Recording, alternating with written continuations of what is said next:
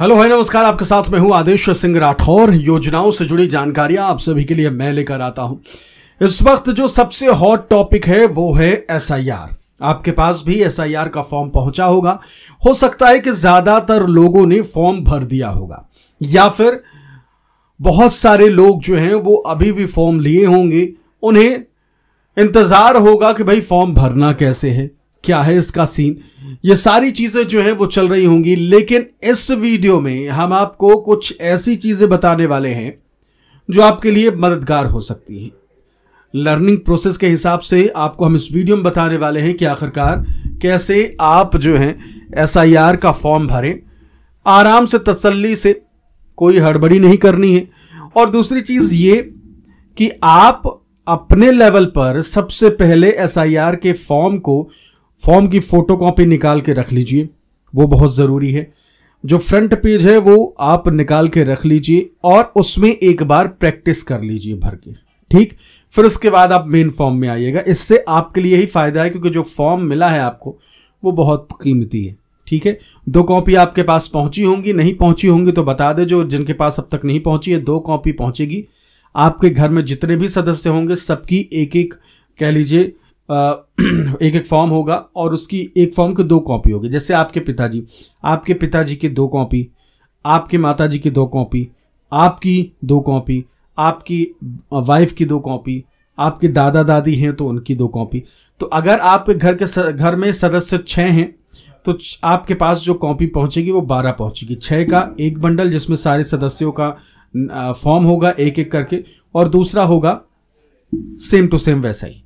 अब ये 2 कॉपी हर चीज की क्यों दी जा रही है? क्योंकि आपके पास भी एक तरीके से एक कॉपी रहेगी और एक कॉपी आप भर के बीएलओ को दे देंगे। सीधा सा हिसाब ये कि आपके पास ये रहेगा, एक कह लीजिए कि हाँ भाई आपने बीएलओ को सौंपा था।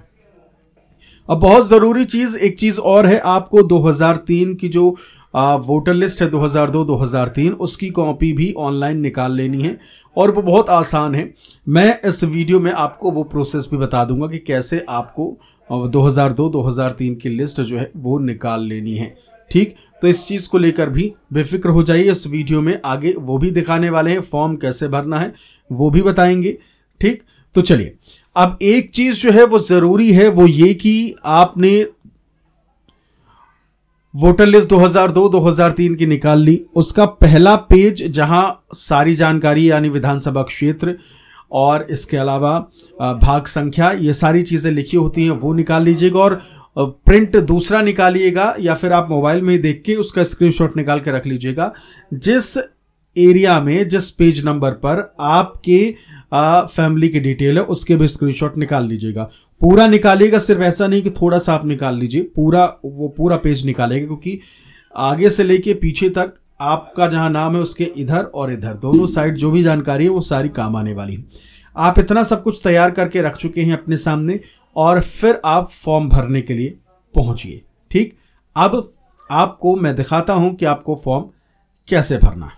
तो सबसे पहले फॉर्म भरना आप देख लेते हैं कैसे भरा जाएगा। ये मैंने आपका जो पहला पेज है सामने, उसमें सबसे ऊपर भारत का चुनाव आयोग गणना प्रपत्र, उसके नीचे आप देख सकते हैं इस तरीके की चीज़ें जो हैं वो होंगी। तो इसमें सबसे पहले यहाँ आपकी डिटेल होगी, यानी कि जिसको अपना ये गणना प्रपत्र भरना है उसकी डिटेल होगी। इसमें आपका अलग फॉर्म होगा, आपके पिताजी अगर जीवित है उनका अलग फॉर्म होगा, इस तरीके से सबका होगा। तो जिसका ये फॉर्म होगा उनकी यहाँ तस्वीर होगी, और साथ ही साथ यहाँ आप देख पाएंगे कि यहाँ उनकी सारी डिटेल जो है वो उपलब्ध होंगी।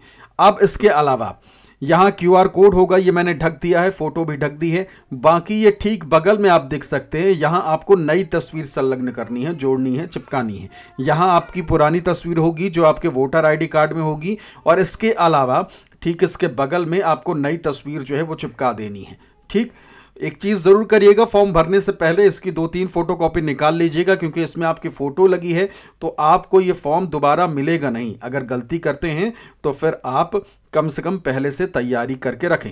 अब चलिए, अब फॉर्म भरना जो है वो शुरू करते हैं। फॉर्म की पहला जो कॉलम है उसकी डिटेल आपको दिखाते हैं कि भाई अब फॉर्म जो है वो आप देख सकते हैं। सबसे पहले जन्म तिथि, आपको अपना डेट ऑफ बर्थ यानी कि जिसका भी ये फॉर्म है उनकी जन्म तिथि ऊपर होनी चाहिए, मेंशन होनी चाहिए, ठीक, तो जन्म तिथि जो है वो आपको मेंशन कर देना है, दिन माह वर्ष के कैटेगरी में आपको यहाँ भर देना है। अब आधार संख्या यहाँ आपको भरनी है। अब आधार संख्या जो भी हो, ज़रूरी नहीं है कि अगर आपके पास है तो ठीक है, नहीं है तो आप इसे खाली छोड़ सकते हैं, इसमें लिखा हुआ वैकल्पिक। अब मोबाइल नंबर यहाँ आपको डालना है, आपका मोबाइल नंबर जो भी हो या फिर आपका वोटर आईडी में जो मोबाइल नंबर है वो आप यहाँ डाल सकते हैं। ठीक, अब आगे चलते हैं। अब आपको यहाँ पिता या अभिभावक का नाम जो है वो दर्ज करना है। यहाँ अपने पिता का नाम जो है यहाँ फिल कर दीजिए, यहाँ भर दीजिए। और फॉर्म भरने के बाद अब आपके पिता का जो इपिक नंबर है वो यहाँ चाहिए होगा। अब इपिक नंबर आपको कैसे मिलेगा? सबसे पहले 2 जगहों पर आप ये इपिक नंबर जो है पा सकते हैं। पहला ये कि आपके पिताजी को भी यही फॉर्म मिला होगा उन्हें भरने के लिए। ठीक, सबसे ऊपर उनका नाम लिखा होगा तो उसी के ऊपर जो है आपका इपिक नंबर जो है वो उपलब्ध होगा। उसी में आप देखेंगे उनका नाम लिखा होगा, जो फॉर्म होगा ऊपर सबसे पहले पेज में, और वहीं इपिक नंबर जो है वो दिया गया होगा, ईपीआईसी या इपिक नंबर लिखा होगा, वो आप भर देंगे यहाँ। ठीक, तो यहाँ नाम और यहाँ इपिक नंबर। इसके अलावा आपके माता जी जो हैं उनका भी इसी तरीके का फॉर्म आया होगा, उसमें उनका नाम लिखा होगा तो वो नाम यहाँ आप मेंशन कर दें। जो नाम उसमें आपका लिखा हुआ है वही नाम यहाँ भरेंगे। और आपकी माँ जो है, माता जी जो हैं, उनका भी उसी नाम के आगे, फॉर्म के नीचे ही आप देखेंगे नाम के आगे उनका एपिक नंबर लिखा होगा। अब आप यहाँ भर दीजिए। अब पति या पत्नी का नाम यदि लागू हो, अगर आपकी शादी हो गई है तो मान लीजिए आपकी बीवी है, ठीक, आप पुरुष हैं और आपकी बीवी है, तो अपने बीवी का नाम यहाँ डालिए जो उनके वोटर आईडी कार्ड में लिखा हो, या फिर उनको भी इसी प्रकार का फॉर्म मिला होगा तो उसमें जो लिखा होगा वो यहाँ डाल देंगे। और एपिक नंबर भी वही सारी चीज़ें हैं वो यहाँ डाल देंगे। अगर फॉर्म में आपको एपिक नंबर नहीं मिलता है तो जिसका भी एपिक नंबर आपको डालना है उनके वोटर आईडी कार्ड यानी पहचान पत्र उठाइए, उसमें एपिक नंबर लिखा होगा। मान लीजिए पिताजी का चाहिए तो उनके पहचान पत्र निकाल लीजिए। ठीक, माता जी का चाहिए तो उनके पहचान पत्र में भी ईपीआईसी या एपिक नंबर लिखा होगा। और ऐसे ही आप, अगर आपकी बीवी हैं तो बीवी का यहाँ लिखिए, और मान लीजिए आप महिला हैं तो अपने पति का नाम यहाँ लिखिए और उनका एपिक नंबर यहाँ नीचे लिख सकते हैं। तो ये अपना कंप्लीट हुआ, पहला जो एरिया है ये पहला अपना कंप्लीट हो गया। अब आगे चल, अब ये 2 कॉलम जो है वो आपको दिख रहे होंगे, पहला ये कॉलम और दूसरा ये कॉलम। यही सबसे ज्यादा लोग कंफ्यूज होते हैं। बहुत ही आसान शब्दों में आपको बताने वाले हैं जिससे कि आपको अंदाजा हो जाए कि आपको ये वाला भरना है कॉलम या फिर ये वाला भरना है कॉलम। एक चीज क्लियर कर दें, आप दोनों कॉलम नहीं भर सकते हैं, या तो ये भरेंगे या तो ये भरेंगे। अब कौन लोग ये वाला पहला वाला कॉलम भर सकते हैं और ये नहीं भरना है, और कौन लोगों को ये पहला कॉलम नहीं भरना है और ये वाला दूसरा वाला कॉलम भरना है। अब चलते हैं। अगर आपका 2003 के जो वोटर लिस्ट में नाम था तो फिर आपको ये कॉलम भरना है। जी हाँ, समझ गए। 2003 में अगर वोटर लिस्ट में आपका नाम था, आप बालिग होने के बाद आपने वोटर आईडी अपनी बनवा ली थी, तो फिर आपको यहां भरना है 2003 में अगर आपका नाम रहा होगा तो। मान लीजिए आपका 2003 में वोटर लिस्ट में नाम नहीं था, तो आपको ये नहीं भरना है, तो इसमें सीधा सीधा क्रॉस, ये नहीं भरना है, भरना है आपको ये वाला। ठीक, तो 2003 में अगर आपका वोटर लिस्ट में नाम था तो ये पहला वाला कॉलम भरना है, और अगर नहीं था तो फिर ये दूसरा वाला कॉलम भरना है। अब दोनों के लिए मैं बताऊंगा कि दोनों आप कैसे भर सकते हैं।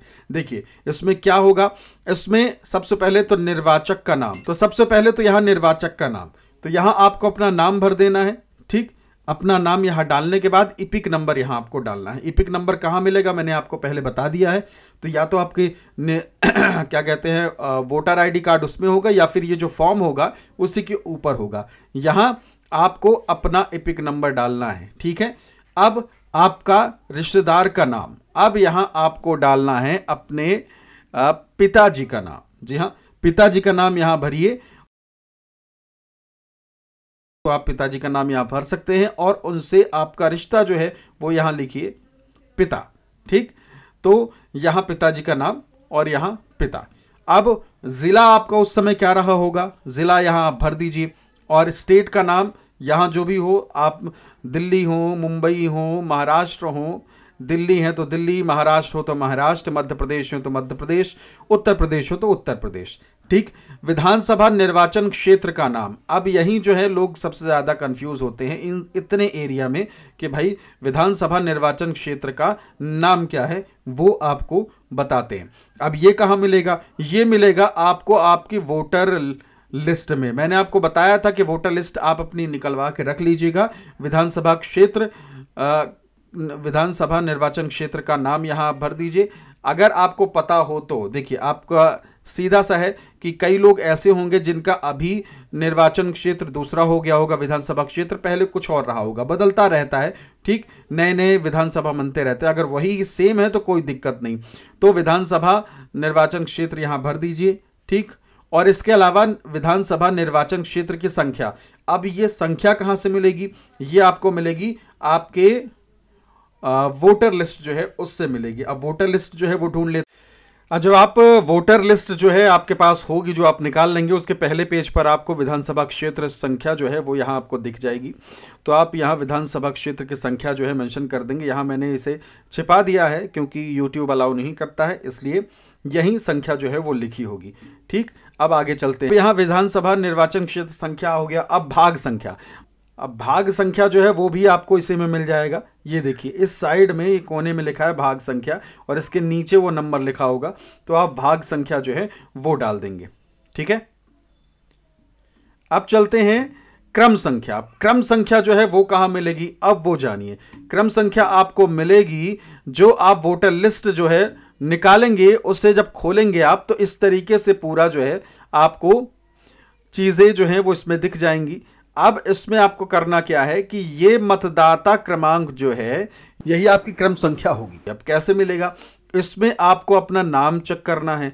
ठीक है, नाम चेक करना कैसे है, आप इसे पूरा देख लीजिए जहां आपका नाम होगा, या फिर आप यहां इपिक संख्या से भी पता लगा सकते हैं। इपिक संख्या देखिए और उसके ठीक बगल में यहां आपको मिल जाएगा। तो इसमें अपना नाम चेक करिए, उस नाम के सामने आपका ये मतदाता क्रमांक जो है लिखा होगा। तो ठीक यहां आपको वही भर देना है। तो एक तरीके से ये वाला अपना सेक्शन जो है वो खत्म हो गया। पहला जो ये सेक्शन है वो हमने खत्म कर लिया। अब चलते हैं दूसरे सेक्शन में। अब अगर आपका 2003 के वोटर लिस्ट में नाम नहीं है तो आपको ये वाला दूसरा सेक्शन भरना है। अब इसमें किसका नाम क्या क्या होगा ये ध्यान से सुनिएगा। अब जैसे मेरा 2003 के वोटर लिस्ट में नाम नहीं है तो इसलिए मुझे ये वाला सेक्शन भरना पड़ेगा। ये वाला ये मुझे नहीं भरना है। अब इसमें आ जाइए, यहां नाम भरना है आपको अपने पिताजी का, और यहां सारी डिटेल आपकी पिताजी की और उनके पिताजी की होगी। समझ गए? अब मुझे यहां अपने पिताजी का नाम भर देना है। अब पिताजी का उनका एपिक नंबर डाल देना है। अब पिताजी के पिताजी का नाम यहां रिश्तेदार का नाम में डालना है। ठीक है, यानी पिताजी के पिताजी का नाम यहां हमने डाल दिया। अब इनसे उनका रिश्ता क्या है, यहां आपने पिताजी का नाम डाला है, तो अब जो आपने पिताजी के पिताजी का नाम यहां डाला है तो उनसे आपका रिश्ता क्या है। तो सीधा सीधा ये है कि आपके दादाजी जो जिनका नाम आपने यहां डाला है वो आपके पिताजी के पिताजी हो गए, फादर हो गए। समझ गए? तो आपके पिताजी के फादर का नाम यहां डाल देना है और फादर का रिश्ता क्या है यहां लिख देना है पिता। ठीक, समझ गए? सीधा सा हिसाब ये है कि इस वाले कॉलम में आपको अपने पिताजी और उनके पिताजी का नाम डालना है। ठीक, यानी कि आपके दादाजी और आपके पिताजी की डिटेल होगी, आपकी नहीं होगी। अब जिला, राज्य का नाम, विधानसभा निर्वाचन क्षेत्र का नाम यहां भर देना है और विधानसभा निर्वाचन क्षेत्र की संख्या वैसे ही मिलेगी जैसे आपको मैंने अभी थोड़ी देर पहले दिखाई थी आपके वोटर लिस्ट में। भाग संख्या भी वही होगी, आप यहां भर सकते हैं। क्रम संख्या जो है वो भी वही होगी। इसके अलावा बहुत सारे ऐसे दोस्त हैं जो लगातार, हमारे जितने भी भाई हैं वो पूछ रहे हैं कि आपने जैकेट पहन रखी है ये कौन सी है और कहाँ से हम इसे ले सकते हैं। तो देखिए, ये मैंने पूमा की जैकेट पहन रखी है, आप देख सकते हैं, और इसे आप आसानी से बजट प्राइस पर आप ले सकते हैं। और इसके लिए करना कुछ नहीं है, हम आपको नीचे लिंक दे देंगे, आप एक बार देखिएगा ज़रूर। भले आपको जो भी पसंद आए ना आए कोई दिक्कत नहीं है, बस एक बार इस वीडियो की जब हम बात कर रहे हैं तो नीचे आप देखेंगे आपको लिंक मिल जाएगा, तो वहाँ क्लिक करके आप जो है इस वीडियो के ज़रिए या फिर कह लीजिए इस लिंक के ज़रिए आप जितनी भी जैकेट है उन्हें देखिएगा ज़रूर, और पसंद आए तो ठीक, नहीं तो फिर कोई बात नहीं है। तो आपको मालूम चल गया होगा कि आखिरकार फॉर्म कैसे भरना है। बाकी कोई भी अगर आपको परेशानी होती है तो कमेंट करके ज़रूर पूछिएगा, अपने सवाल जो है वो ज़रूर पूछिएगा। कोई भी दिक्कत हो तो हमसे ज़रूर कमेंट के ज़रिए जुड़ जाइए। चैनल को सब्सक्राइब ज़रूर कर लीजिए, क्योंकि बहुत सारी ऐसी चीज़ें जो है वो और आने वाली हैं।